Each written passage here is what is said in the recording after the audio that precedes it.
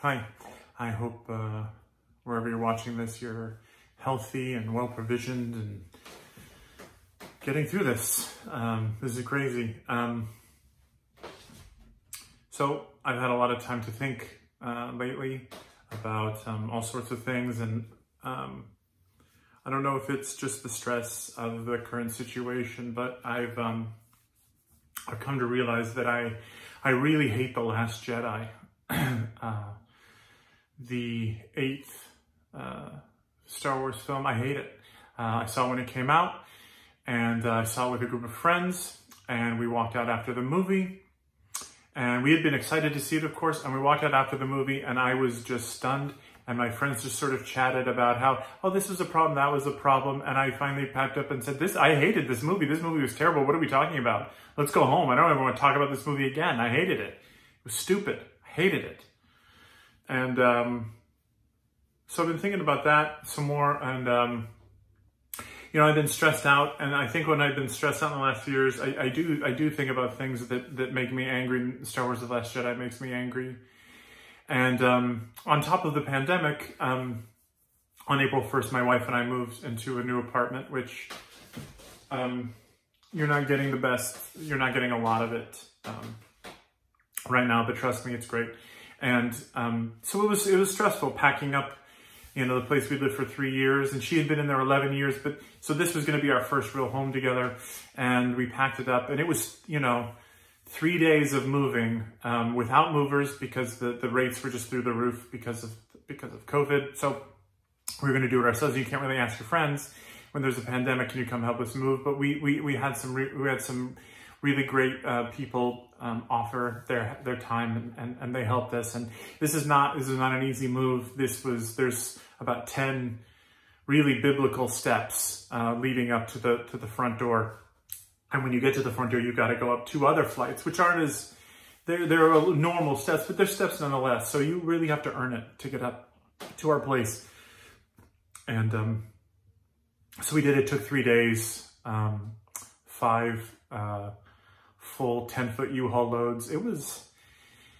We earned it, and but it's stressful, and I was stressed out, and I tend to get a little negative in those times, and also you think a lot about yourself when you move, because you're encountered with all your old shit, and just they're in boxes and things that I just, you know, anyway, just I'll deal with it later, and I've got stuff, I'll show you, that I like. This is this green coat, and it's a Nike ACG coat. I bought this 1991. That's 29 years ago. It's still in amazing shape. I'll probably be buried in it. I found, I still have this, thank God. This is I Love You to Death, of course, from Tower. I don't know why it's 17 plus. It's not that, it was $5.95, which is a good price, but it's, if you remember, Tower has these great old,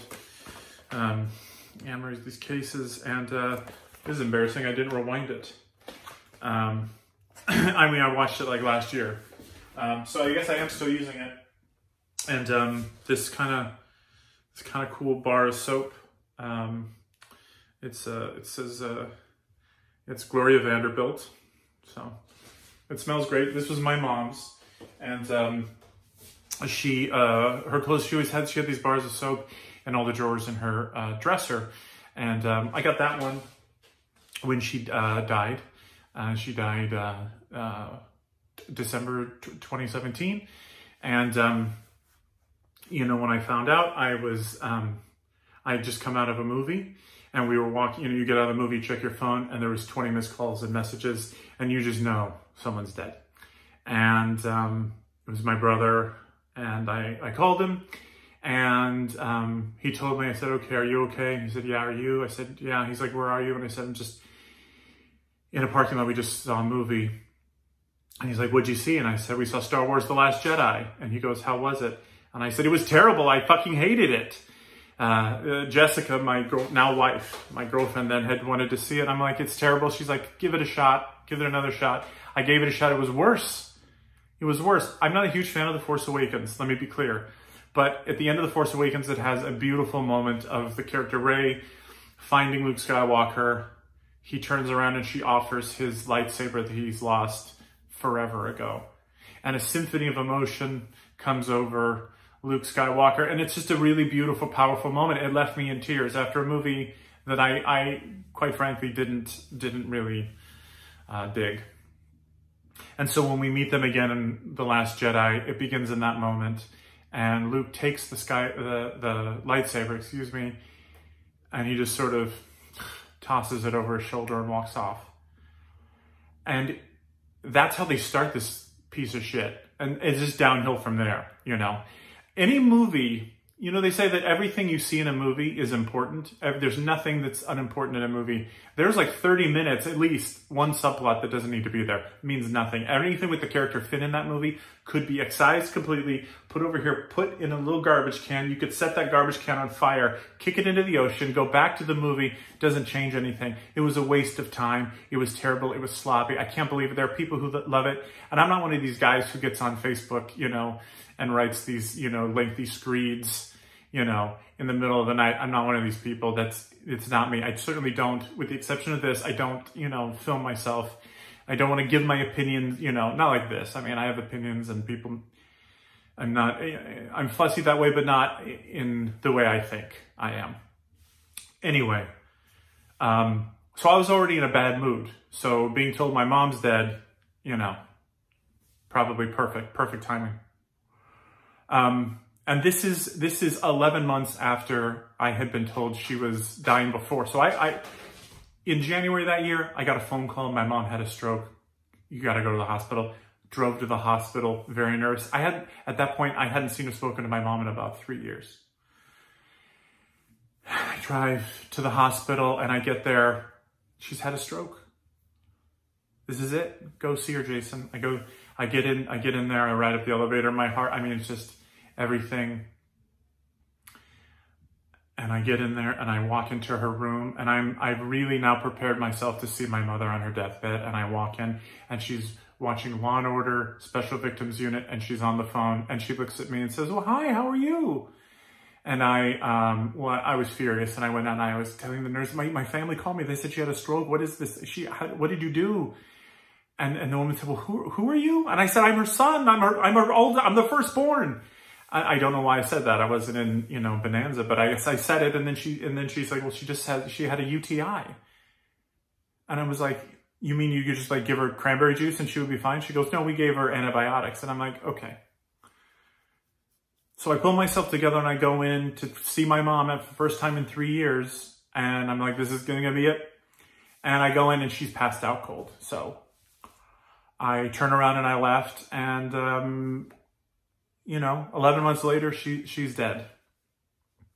And because of January, I asked my brother, I said, I don't want to be indelicate, but I might need to see a body this time because I've been burned before. And he wasn't ready to joke at that moment. That's fine. It was a solid joke, but he wasn't ready for it. So she died. And my mom is a difficult person. My mom, for the last 20 years of her life, was disabled, very unwell, had become sort of the dark mirror image of what she was for the first 22 years of my life. She was this energetic nurse raising 3 of the worst people you could imagine. We were terrible children, and she did her best. She gave us every ounce of herself, every ounce of her free time, every ounce of everything. And it became, to me, in the last few years, that we absolutely sucked her dry, and her body, calling out for relief, made itself very sick and transformed her into this other thing. And she talked different, she looked different, her body changed, her mind changed. And she was about the sickest person you could ever meet. And our relationship was not great. And so I missed a lot of time to spend with her. And she was my whole life my favorite person. And she loved us completely, and I loved her so much. And out of probably fear of her being different and not having the compassion that she had and she always had for, even when she was different, she was always very compassionate to people, and I don't know. Anyway, I miss her, and I think about it, and I have some of her things here, and some of her letters that she wrote to people, letters that she wrote to us, her kids, that she never sent. And I don't read them because I can't read them. I tried, and it's just,